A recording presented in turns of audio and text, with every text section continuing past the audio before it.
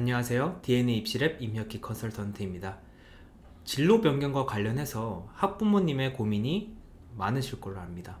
저희가 이제 5월부터 브런치가 진행이 되는데요. 다양한 주제로 궁금해하실 만한 입시 관련 내용들, 그 가려운 부분을 긁어드릴 텐데요. 그중 하나의 주제인 진로 변경과 관련해서 이렇게 미리 영상으로 또 소개하려고 합니다.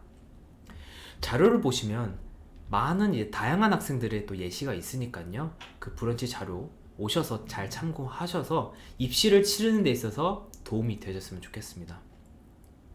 지금은 시험 기간이지만 이 시기를 지나면 수행평가로 학생들이 바쁠 텐데요.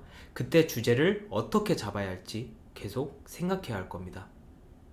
1학년 때부터 일관된 진로를 가지고 학업에 집중해서 3학년 때 원하는 과에 지원을 한다면은 크게 문제는 없을 거예요. 근데 대부분의 이제 진로의 방향을 바꾸기가 마련입니다. 단순히 뭐 희망하는 학과가 바꿀 수도 있고요. 아니면 성적을 충족을 시키지 못해서 바꿀 수도 있습니다. 큰 문제는 성적은 충족이 되지만 학생부의 진로 방향성이 다른 경우입니다. 학업 역량의 비중이 크다고는 하지만 또 무시할 수는 없는 노릇이고요. 이런 이유로 전공적합성이란 이런 말이 학생들에게는 스트레스로 다가올 겁니다. 이런 상황을 알았는지 최근에는 서류평가 요소들의 변화가 있었죠. 평가하기 어려운 항목들, 추상적인 개념들을 삭제를 했습니다. 한번 표를 한번 보실게요. 이 표는 2024, 그러니까 5개 대학, 경희대, 건국대, 연세대, 중앙대, 한국외대 공통 서류평가 항목입니다. 전공적합성이란 말이 사라지고 진로 역량이란 말로 변경이 되었는데요. 전공과 관련된 내용이 들어가는 것이 중요한 게 아니라 이 탐색 노력, 준비 정도, 그러니까 학업 태도와 관련된 부분이 더 강조된 것으로 보여요. 즉, 이 주제를 잡고 이 내용을 얼마나 심층적으로 그리고 학술적으로 공부하고 해결했는지를 보겠다는 말로 생각하면 됩니다. 이렇듯 전공에 대한 맞춤형 활동을 강조하기보다는 장래 희망과 관련한 다양한 활동과 경험을 의미하는 개념을 확장을 한 것입니다. 이렇게 새롭게 편성을 하였죠.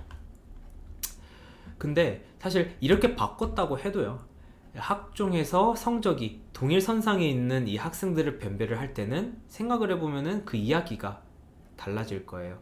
이러한 경향은 상위권 대학 그리고 상위권 학과를 갈수록 더 심해질 겁니다. 그래서 오늘 저희는 인문사회 그리고 자연계열 이렇게 하나씩 정리를 해보면서 그 진로를 변경함에도 합격을 했었던 학생들의 학생부를 한번 살펴보는 시간을 갖도록 하겠습니다.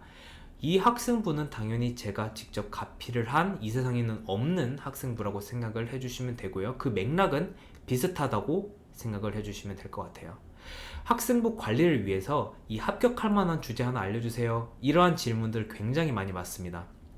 특히 이 3학년 마무리 시점 급하게 관리를 하시는 분들은 막 더욱 조급하고 이 동아리 활동이나 진로 활동에 대해서 그런 주제 어떻게 잡아요? 막 이렇게 질문을 하기 마련인데 명확한 답은 없습니다, 사실.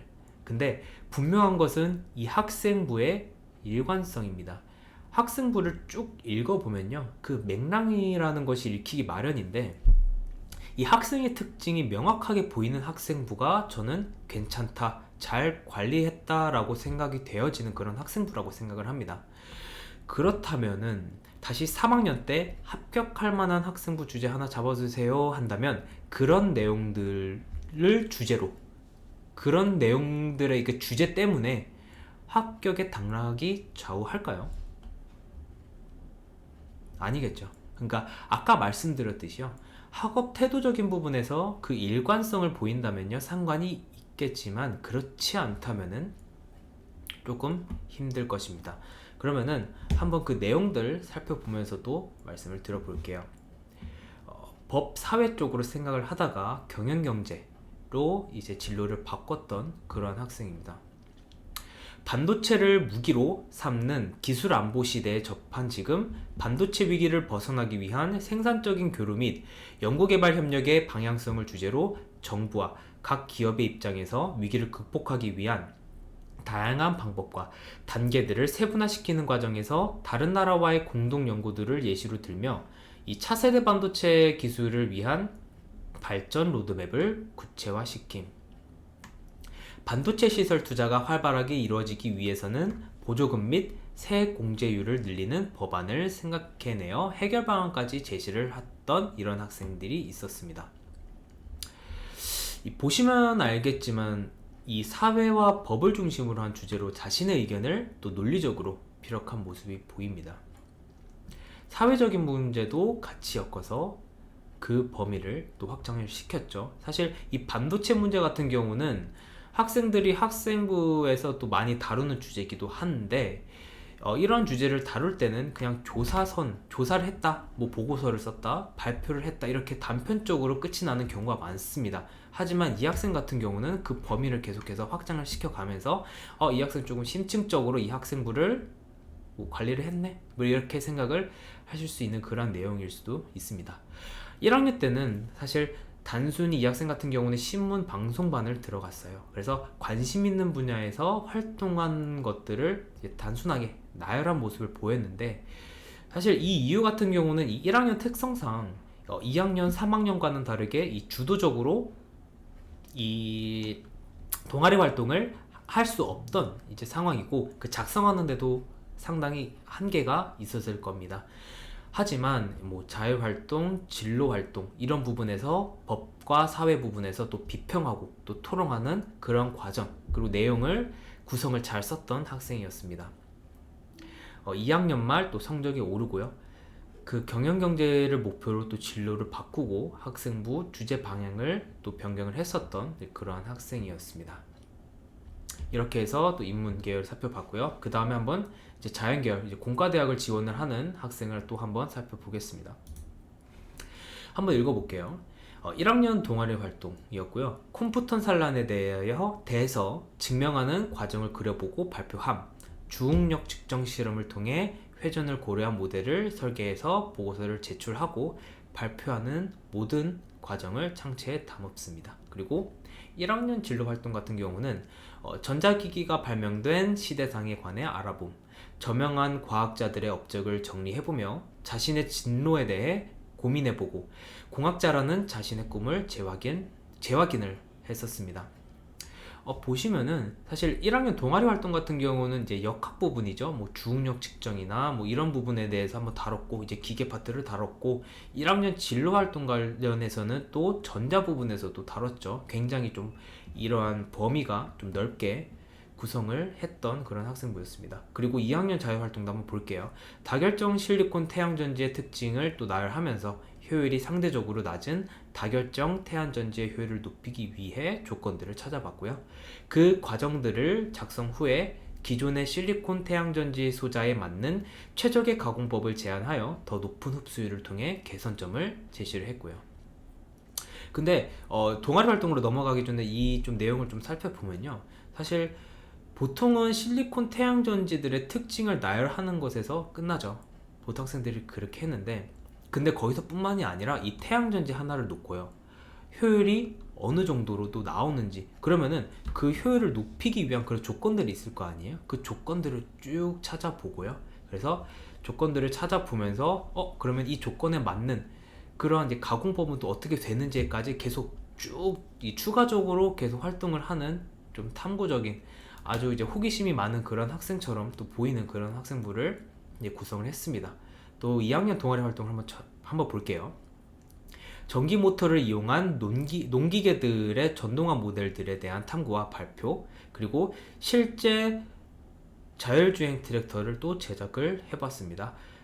회로를 구성하며 아두이노와 제어 프로그램을 사용하며 만들어 봤고요. 속도 제어와 주변 환경에 따른 조향을 제어할 수 있는 프로그램을 수정하며 진행을 했고, 중간에 오류의 과정도 있었고 그것을 해결하는 과정도 작성을 했습니다.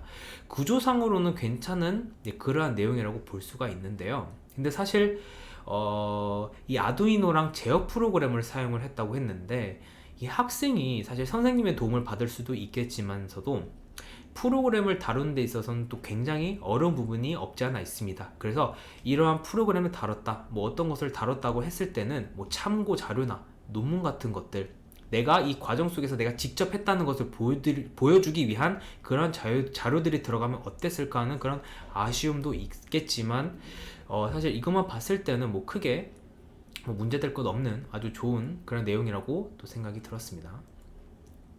마지막으로 이제 3학년 것도 볼게요. 3학년 자유활동에서는 뭐 재백 효과와 관련한 자유주제 탐구 활동에서 펠티어 효과와 그리고 동일한 원리 현상을 서로 상반되는 목적으로 운영된다는 것을 주제로 또 발표를 했고요. 3학년 동아리 활동 가서도 고성능 산화물 TFT 응용을 위한 공정 기반을 주제로 또 발표를 한 것으로 또 마무리를 지었습니다. 사실 이 전기전자나 이 프로그램에 관심이 있어서 관련된 학과를 지원을 했었던 학생들은요, 보통 기계나 조선 등의 역학을 중심으로 하는 학과들을 같이 지원을 하더라도 이 합격하는 데서는 크게 문제가 없었습니다. 이 성적을 만족을 한다면요. 그래서 위에 이 예시와 같이요, 어떤 하나의 분야의 주제를 잡고 나서 탐구 활동을 하는 것이 아니라 뭐 AI나 기계, 전자 등의 이 다양한 주제들을 잡고 조선, 기계과를 지원을 했더라도 마찬가지로 이제 그렇게 문제가 없었습니다. 어떻게 보면 뭐 공학 계열이 이 서로가 연결되어 있다고 볼 수가 있겠네요.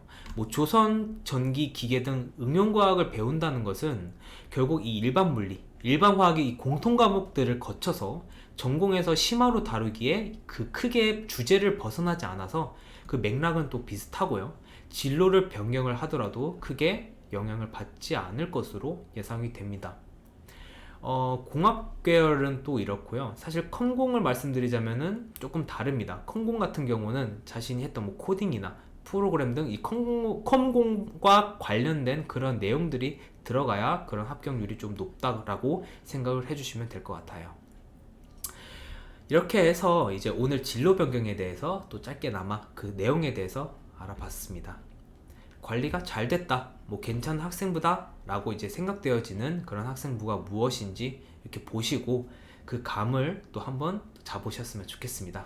이상입니다. 감사합니다.